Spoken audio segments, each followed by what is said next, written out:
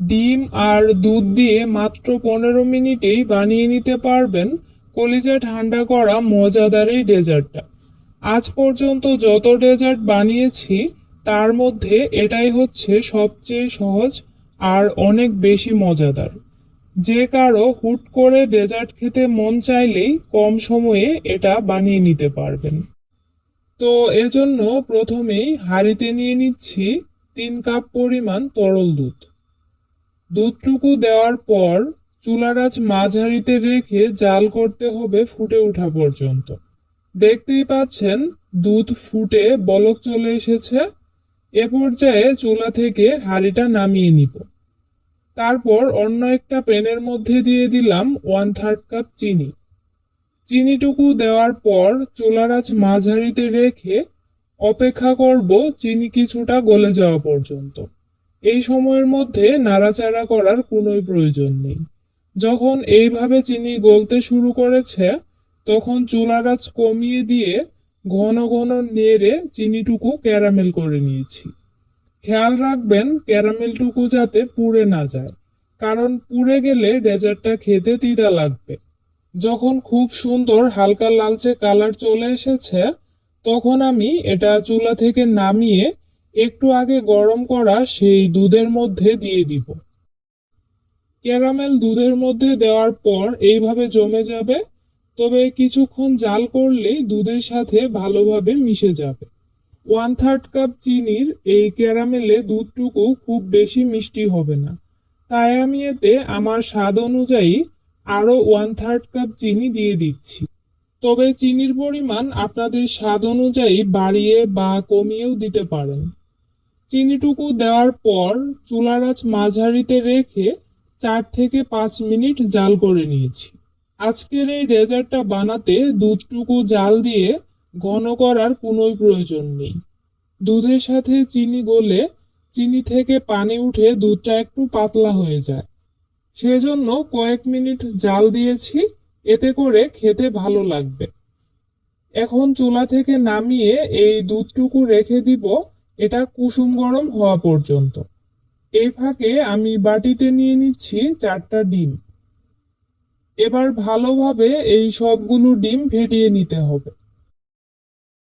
ডিমগুলো ভালোভাবে ফেটানো হয়ে গেছে। এবার জাল করা সেই দুধটুকু আঙুল দিয়ে চেক করে নিচ্ছি। আঙুলটা যদি 30 সেকেন্ডের মতো দুধের মধ্যে ডুবিয়ে রাখা যায় তাহলে বুঝতে হবে দুধটা এখন কুসুম গরম আছে। তো এবার এই কুসুম গরম দুধটুকু ডিমের মধ্যে দিয়ে দিব।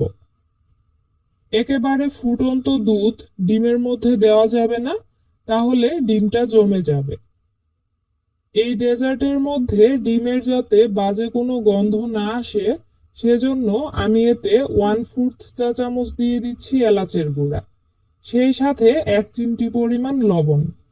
এলাচের গুঁড়ার বদলে আপনি চাইলে ভ্যানিলা এসেন্স দিতে পারেন। এবার সবকিছু খুব ভালোভাবে মিশিয়ে নিতে হবে। মিশানো হয়ে গেলে যেই পাত্রে ডেজার্টটা জমাবো সেটাতে আমি ডিম দুধের মিশ্রণটুকু দিয়ে দিচ্ছি। আপনার হাতের কাছে থাকা যে কোনো পাত্রে এই ডেজার্টটা জমাতে পারবেন। ভাপ দেওয়ার সময় যাতে এগুলোর ভিতরে পানি ঢুকে না যায় সেজন্য আমি সবগুলো ঢেকে দিয়েছি। এরপর হাঁড়িতে একে একে কাপগুলো বসিয়ে দিব। আমি হাঁড়ির নিচে টিস্যু দিয়েছি, এতে করে পানির ভাপ দেওয়ার সময় কাপগুলো নড়াচড়া করবে না। তো এবারেতে দিয়ে দিচ্ছি পানি। পানিটুকু এমন ভাবে দিতে হবে যাতে ফুটে কাপের মধ্যে পানি ঢুকে না যায়। অতিরিক্ত বেশি পানি দেওয়া যাবে না। আচ্ছা, এখন এটাকে ঢেকে চুলার আঁচ মাঝারিতে রেখে শুধুমাত্র 15 মিনিট জাল করে নিতে হবে। 15 মিনিট জাল হলেই একদম পারফেক্ট ভাবে জমে যাবে। ডেজার্টটা ঠিকভাবে জমেছে কিনা সেটা বোঝার জন্য আপনি চাইলে কাঠি দিয়ে চেক করে নিতে পারেন। যদি কাঠি একদম ক্লিন আসে তাহলেই বুঝবেন এটা হয়ে গেছে। দেখতেই পাচ্ছেন একদম নড়াচড়া করছে না। এবার আমি এটাকে চুলা থেকে নামিয়ে অপেক্ষা করব পুরোপুরি ঠান্ডা হওয়া পর্যন্ত। ঠান্ডা হওয়ার পর চাইলে আপনি এভাবেই খেতে পারেন, তবে আমি ফ্রিজে নরমালে কয়েক ঘন্টা রেখে একদম ঠান্ডা করে নিব। গরমে যে কোনো ডেজার্ট কিন্তু ঠান্ডা ঠান্ডা খেতেই বেশি ভালো লাগে। আর এই ডেজার্টটা ফ্রিজে রাখার কারণে দেখতেই পাচ্ছেন একদম ভালোভাবেই সেট হয়ে গেছে। এখন এতে আপনার পছন্দ মতো যে কোনো ধরনের বাদাম বা কিশমিশ দিয়ে পরিবেশন করতে পারেন। দেখতে অনেক বেশি আকর্ষণীয় লাগবে। আমি এতে ভাজা চীনা বাদাম একটু গুঁড়া করে তারপর দিয়ে দিচ্ছি। এই ডেজার্টের সাথে বাদামটা খুব ভালো লাগে। সফট, ক্রিমি, ক্রাঞ্চি সব মজা মিলিয়ে একদম একাকার। মুখে দিলেই মন প্রাণ কলিজা একদম ঠান্ডা হয়ে যাবে। এত কম সময়ে কম উপকরণে এর চেয়ে মজাদার ডেজার্ট আর কি বা হতে পারে।